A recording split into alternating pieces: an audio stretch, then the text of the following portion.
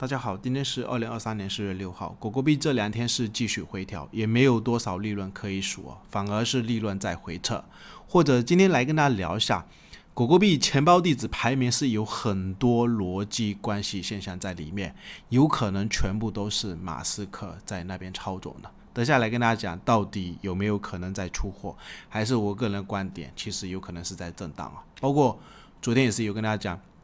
如果要买的朋友，或者是期货要开的点位，这个位置是非常重要的一个支撑区。不过我个人是不反对，你如果真的前面在低点，或者是前面这个区间没有听我建议买狗狗币，来到高位你要买现货，其实我个人观点，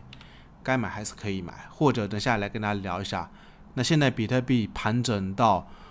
目前的位置也快20天了，这个位置到底要不要做方向的选择？昨天是又收了一根十字星，我感觉短期应该要做一个变盘的选择。复盘之前可以对我们 YouTube， 也可以我们邀请链接注册交易，或者也可以加入我们 Discord 社群，上面也有程序交易的买卖信号。我们先来看一下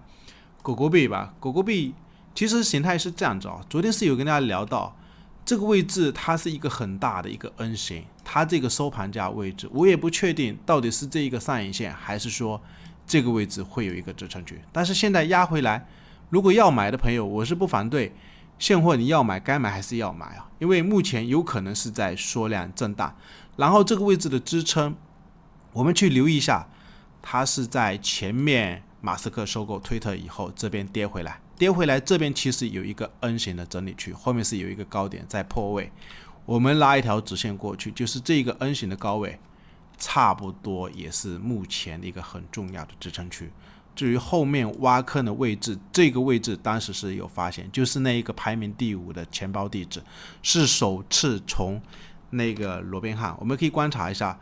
比如说狗狗币排名钱包的地址，这个第5名，最近也是前几天也是有很多粉丝在聊，感觉这个钱包是有在出货是近1个月或者是1个星期卖了，我们可以观察一下，百千万10万百万千万亿10亿卖了10几亿枚，是不是有在卖？我也是观察了一下，它跟好几个钱包地址都是有关系比如说这个第5名的钱包地址，它首次转了40几亿枚，我们可以观察一下，是在2022年的12月份左右当时是转了近40亿枚的这个狗狗币到这个钱包，是从那个排名第1的罗宾汉的那一个钱包地址一直在转，所以我个人的观点，有可能它首次大笔转入的一个位置，就是刚刚画的那一个低点的位置，大约是在2022年的12月20号，是转了40亿枚。然后我们要思考一下，它最近不是又出了10亿枚，10亿枚我们可以点到这一个区块数据里面去观察，我是有发现它是转了几次，又转到一个是不是交易所的钱包，我们等下来聊我们先看一下这个66的，也就是 DHQSFY66 的这个钱包，其实有好几笔，也就是这10几亿枚的一个卖出，我们可以观察一下，它基本上是再转到这一个12名的这个钱包地址，然后有兴趣的朋友可以自己再点击进去也就是这个钱包地址观察一下，是转了10几亿枚，然后它是最近也没有增加，反而是量有在减少，所以我个人的一个观点得出的一个结论，后续我们要去观察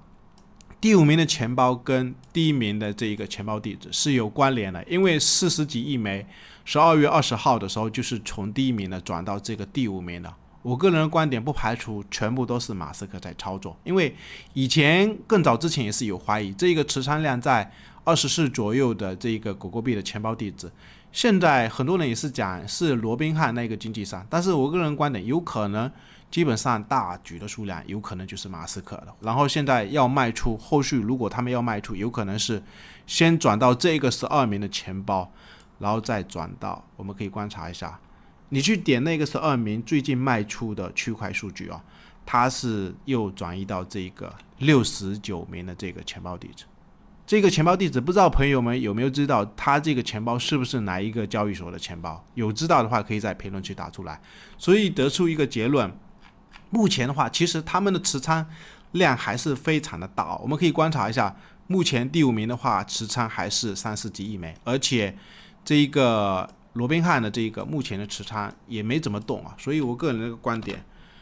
不排除狗狗币这个位置，就是这个位置要买的话，我个人是觉得你现货要买，我是觉得还可以买，不要去管比特币最近整理到位是不是要变盘，或者是再压回那个颈线。我个人的观点也是一直在给朋友们信心，包括之前在推特上面3月29号的时候也是在给朋友们信心，狗狗币、UNI 或是 Link 尽量要拿住哦，因为我估计山寨币也就是在3月底的时候就跟大家讲，估计已经是要活了。然后就这2天，马斯克就把这个推特上面的登录头像，电脑端上面的换成一个狗狗币的头像，所以现在是马斯克确定还是在支持这个狗狗币。很多人之前是怀疑马斯克都已经不管这个狗狗币了。我想跟大家讲，他有可能目的就是为了把这个狗狗币要带上火星啊。所以货币的这个东西，它不一定要用基本面来支撑，但是我个人观点，只要圈子够大，以后也是不排除有可能会淘汰那个美元。然后我们再思考一下，就是这一根 K 线，它现在是压回来，其实有一种走势，就是上涨一根 K 线，它洗盘的位置有可能会洗到这个一半的位置。不过昨天也是有在跟大家聊到，如果是中线的朋友，我们这一周要去观察一下，它这一根 K 线现在是确定有利好，而且量能是非常的大。如果它周线收盘，只要能过了这一个周线的牛熊线，我个人的观点，真的还有压回这一个牛熊线的支撑位吗？也是不排除。但是我个人的观点，这一个牛熊线它会缓步的往上移，所以也是不排除有可能下一步如果真的有再压回这个牛熊线，跟大家讲的有一段时间，我们可以去观察一下，也就是20年7月份的这一根上涨，它跟这一根马斯克收购推特的上涨是一样，后面它是继续往下洗了可能有10几20周，一根突破，这不是也是继续洗吗？都是洗到这个牛熊线下方，其实都是买点洗到这个牛熊线下方都是买点，只要在这些低位有买的话，包括去年的时候也是跟大家讲，这一个狗狗币它这一个支撑区，就是因为之前的这一个位置有一个很强的主力洗盘成分区，整个直线画过去可以观察一下，到现在主力也不肯让它洗到这个下方来，所以我个人观点有可能下一步整理到位，尽量给我往上去看。然后我们再观察一下比特币短期的技术形态有可能还是在这个位置箱体震荡。昨天是有看到在涨，但是看到的一个现象可以明显的观察一下，量能也是一样出不来我们可以看一下比特币对美元的4个小时有可能还是在震荡。好的一点是这边的一个下跌的量，这2天是盖过去，然后这几天是有在冲高，但是量能跟不上，跟前面的一些量能也是在缩量。然后昨天这一个4个小时现在又出了一个下跌的量，所以有可能我个人观点还是在这个位置震荡，可能需要很长一段时间。短期的这一个均线也是跟大家讲的有一段时间，现在20的均线已经谈不上支撑。我个人观点，这个位置应该要做变盘它到底是要下还是要上？这3条均线是谈不上一个支撑跟压力。然后我们再观察一下，就是整个大长线，之前有跟大家讲过，这边是一个大头肩底，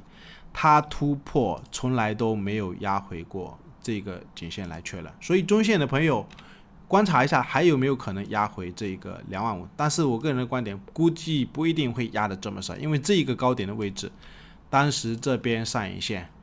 就有很强的一片支撑区，压回的这个低点，有可能这个位置也是很重要的一个支撑区。反正如果有兴趣的朋友最近要搞的话，我个人观点就区间里面你做高抛低吸也可以因为可以观察一下，当时比特币在20年疫情底部起来的时候，它这边也是一个头肩底，讲了有一段时间嘛，它这种横盘的区间你要做只能做高抛低吸，或者是就算有突破